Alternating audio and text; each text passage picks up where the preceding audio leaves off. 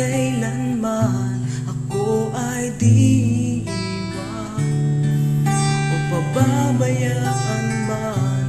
Pangako mo'y aking panghahawakan.